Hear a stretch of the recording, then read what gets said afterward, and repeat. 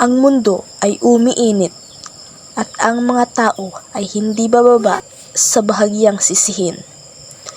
Ang mga sanhi, epekto at komplikado ng global warming ay mahalagang maunawaan upang maaari nating ipaglaban ang kalusugan ng ating planeta. Ito si JV Ismalatag, inihaharap sa iyo ang isa sa pinaka-trending na issue sa mundo, the global warming.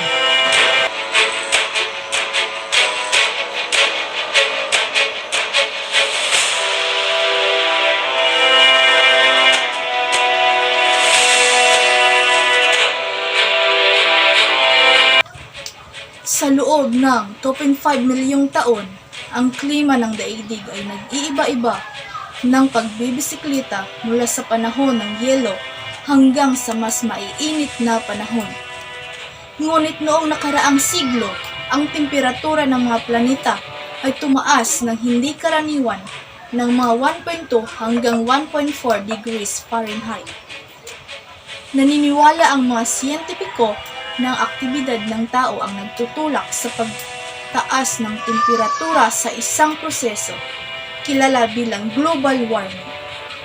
Mula nang magsimula ang industrial na revolusyon, ang mga pabrika, mga planta ng kuryente at kalaunan ay ang mga sasakyan ay nagsunog ng mga fossil fuel tulad ng langis at naglalabas ng malaking halaga ng carbon dioxide at iba pang mga langis at atmosfera. Ngayon, tukuyin muna natin kung ano ang global warming. Ang global warming ay ang pangmatagalang pag-init ng pangkalahatang temperatura ng planeta, pagsunog ng mga fossil fuels. Habang dumarami ang populasyon ng tao, dumadami rin ang pagsusunog ng fossil fuels. Kabilang sa mga fossil fuel ang carbon, langis, at natural na gas. At ang pagsunog ng mga ito ay nagiging sanhi ng tinatawag na greenhouse effect sa atmosfera ng mundo. Ang greenhouse effect ay kapag ang sinag ng araw ay tumagos sa atmosfera, ngunit kapag ang init na iyon ay naaaninag mula sa ibabaw ay hindi na makakalabas pabalik sa kalawakan. Ang mga gas na nalilikha ng pagsunog ng mga fossil fuel ay pumipigil sa init na umalis sa atmosfera.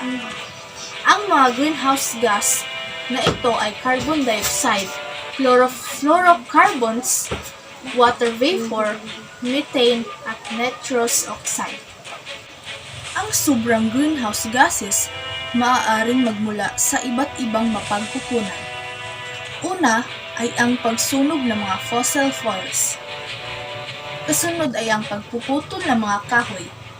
Ang pagpuputol ng mga kahoy ay nag-aalis ng mga puno na nagsisilbing natural na greenhouse gas filter, sumisipsip ng carbon dioxide at naglalabas ng oxygen sa ating kapaligiran.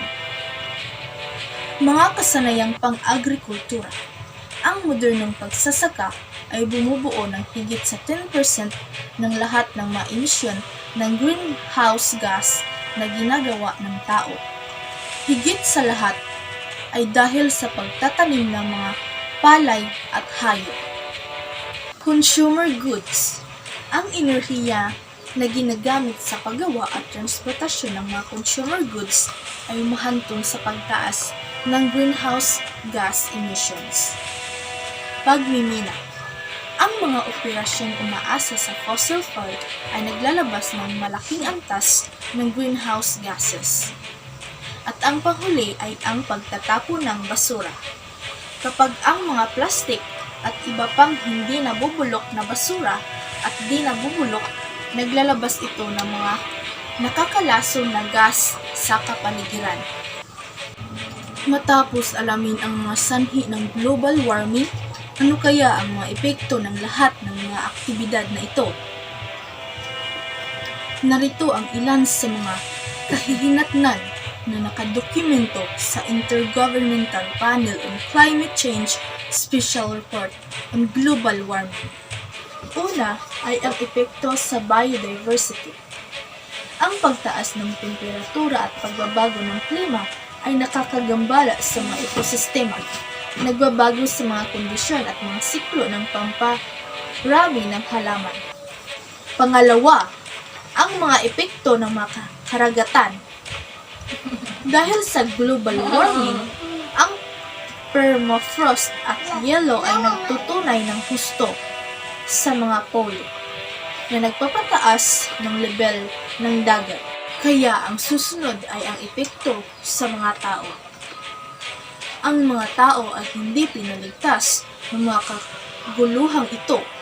Ang pag-init ng mundo ay nagkakaapekto sa pandaigdigang ekonomiya.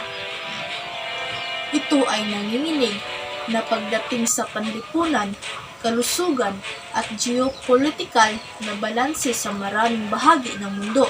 Susunod ay ang mga epekto sa klima. Sa loob ng maraming dekada, pinapanood ng mga meteorologists at climatologists sa buong mundo ang mga epekto ng global warming.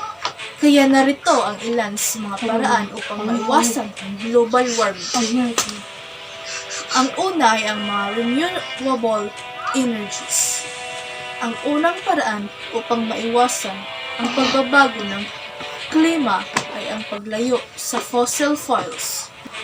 Susunod ay kahusayan sa enerhiya at tubig. Ang paggawa ng malinis na enerhiya ay mahalaga, ngunit ang pagbabawas ng ating pagkonsumo ng enerhiya at tubig sa pamamagitan ng paggamit ng mas mahusay na mga operato, tulad ng mga LED light bulbs, mga makabagong shower system ay hindi gaanong magastos at pare-parehong mahalaga. Susunod ay ang napapanatiling transportasyon. Susunod ay ang napapanatiling infrastruktura. Susunod ay ang mapapanatiling agrikultura at pamahala ng kagubatan. Ang susunod ay responsableng pagkonsumo at pag-recycle. Ang panghuli ay ang pag-recycle ay isang ganap na pangangailangan para sa pagharap sa basura.